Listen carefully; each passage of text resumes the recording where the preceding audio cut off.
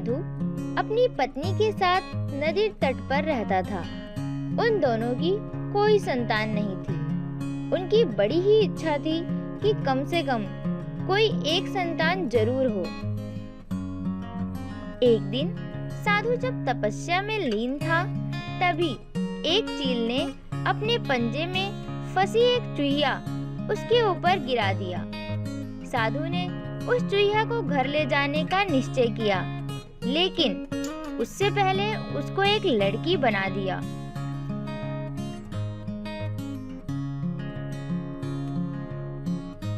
कल्याणी, देखो मैं किसको लाया हूँ।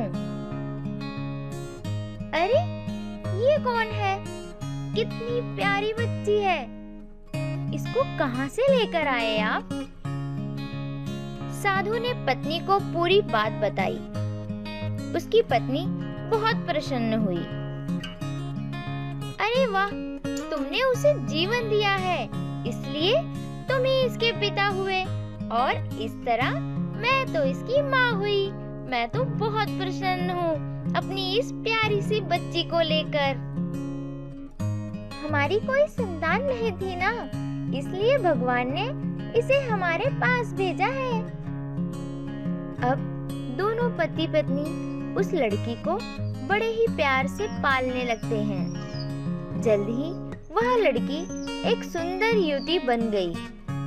जब वह 16 साल की हुई तो साधु और उसकी पत्नी ने सोचा कि इसका अब विवाह करना चाहिए, और उन्होंने उसके विवाह के लिए निश्चय किया। साधु ने सूर्य देवता का आवाहन किया।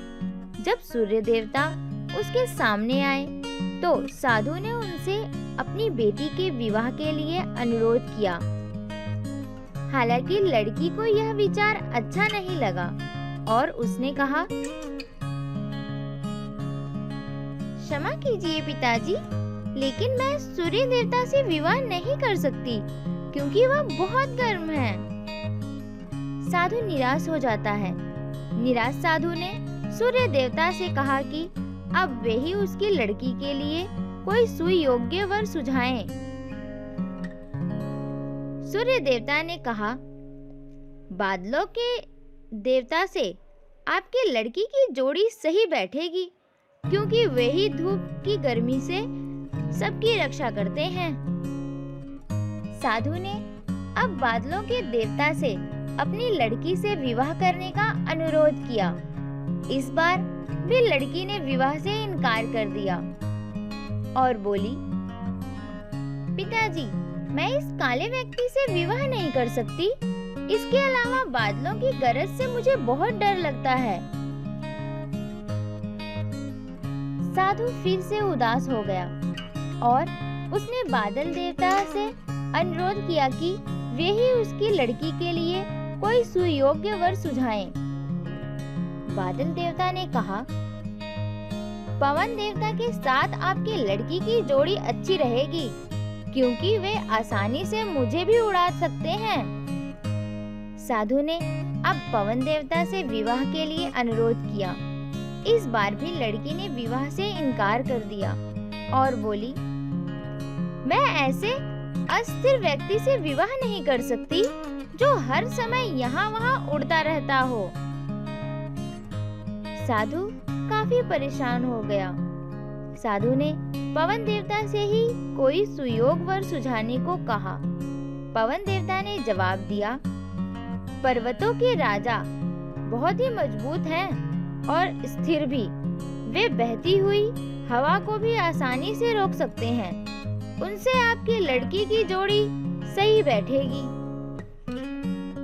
साधु अब पर्वत के राजा के पास गया और उससे उसकी लड़की के साथ विवाह करने का अनुरोध किया। हालांकि इस बार भी लड़की ने विवाह करने से इनकार कर दिया और कहा, मैं ऐसे व्यक्ति से विवाह नहीं कर सकती जो इतना कठोर और इतना ठंडा हो। लड़की ने साधु से किसी नर्म वर को खोजने को कहा। साधु ने पर्वत के राजा से सलाह मांगी। पर्वत के राजा ने जवाब दिया, किसी चूहे के साथ ही आपकी बेटी की जोड़ी अच्छी रहेगी, क्योंकि वह नर्म भी है और आसानी से किसी भी पर्वत में बिल बना सकता है।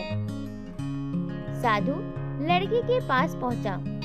लड़की ने बोला, पिताजी, आप मेरा विवाह किसी चूहे से क्यों नहीं करवा देते? मुझे चूहे बहुत पसंद है। मैं चूहे से विवाह करना चाहती हूँ। साधु चूहे के पास पहुंचा और चूहा खुशी खुशी शादी के लिए मान गया।